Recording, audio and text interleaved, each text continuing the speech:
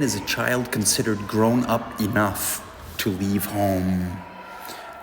Well, we're talking about different people. Everybody is different. So some people might say that 18 years old, you should be ready to leave home. You should be mature enough, responsible enough. Other people might say that different people mature at different ages.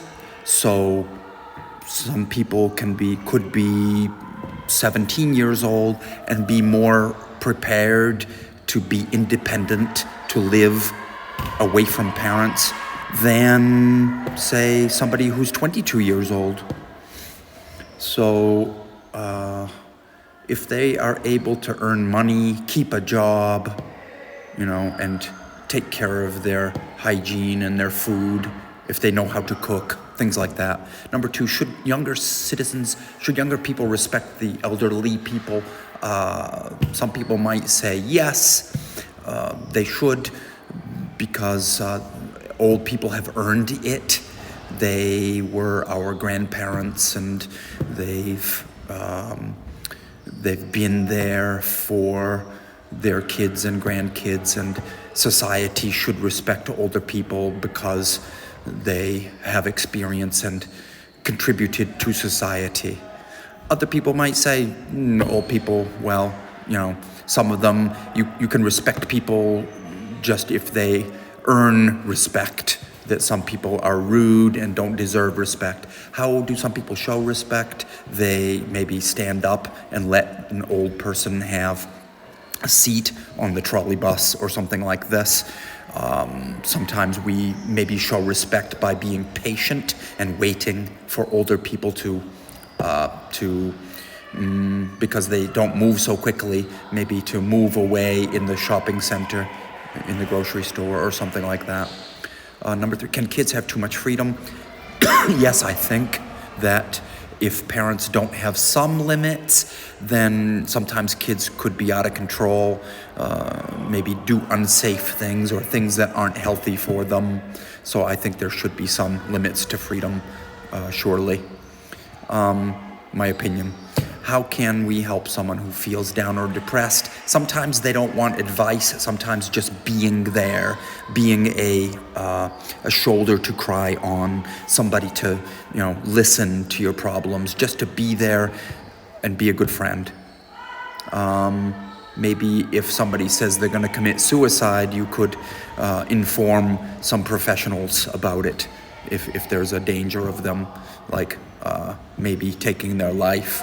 If it gets to that point, what are some reasons why young people start smoking or doing drugs? I think peer pressure happens. Sometimes friends can pressure you, or acquaintances, people you know at a party, because you want to be one of the crowd, and maybe they could pressure you to try something that you didn't otherwise want to try.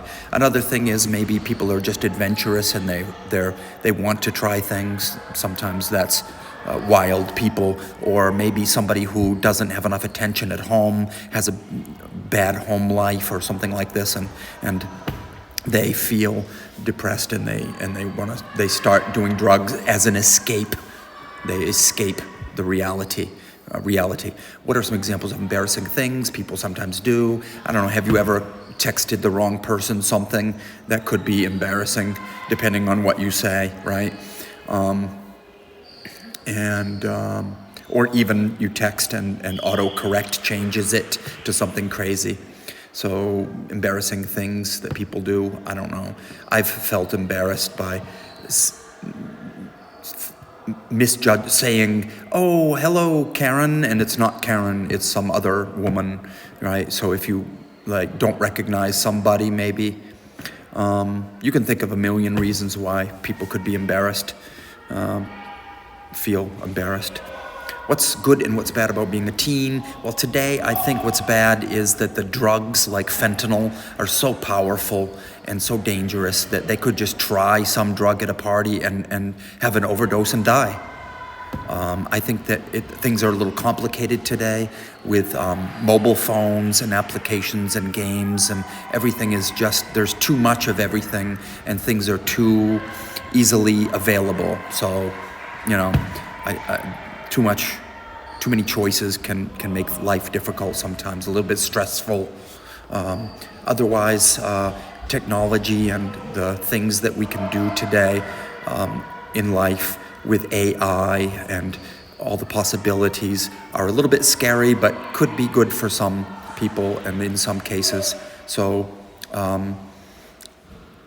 today, being a teen today, I think people are much more aware of bullying and things like this. So I think adults try to be there more. When I was a kid, they didn't pay much attention at all to bullying. So that could be also. What else? So do you think kids use mobile phones too much? Yes, definitely. Too many games, too much mindless, just jumping on a screen for a lot of kids, and too many possibilities for getting into gambling, and just spending so much time on the phones that there's not enough time for other things, relationships with people and other things. So some people can get really addicted to these things. Are you addicted to anything? I think maybe sweets. It's hard to stop eating sugar, so I love my desserts. So I think that's my vice, my guilty pleasure is eating too much junk food, I think. What's worse, physical or mental bullying? I think both can be terrible. Both can be extreme and both can be just mild, but either one can be harmful, either one can hurt us. And I think that guys physical bully more, and I think that girls mental bully more. And so this is something I hope that people can speak up. If you see somebody you know bullying someone else, please speak up, because it really does hurt. Even if the person is laughing and saying it doesn't matter, it really does. Okay? And how about cyberbullying? I think that's one of the scary things today. That's another way people can bully today, via social media, for example. And some people say mean things and do mean things without really thinking about the consequences. So that's horrible. Discuss problems in relationships, bullying. We talked about bullying a little bit a minute ago, but I think being a good friend and speaking up and making everybody aware of the problem of bullying. And sometimes we don't realize that what somebody is doing is really bullying, but hurting people by making them feel less than they are is a form of bullying. Making people scared of you, obviously, or scared to be around certain people, that's bullying in my book.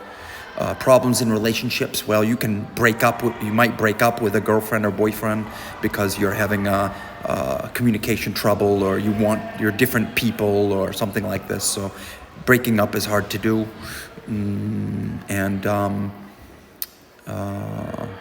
Problems in divorce. If you're married, getting a divorce, that's even harder. Kids, if a woman is pregnant, then that brings a new dimension into the problems, possibilities in relationships.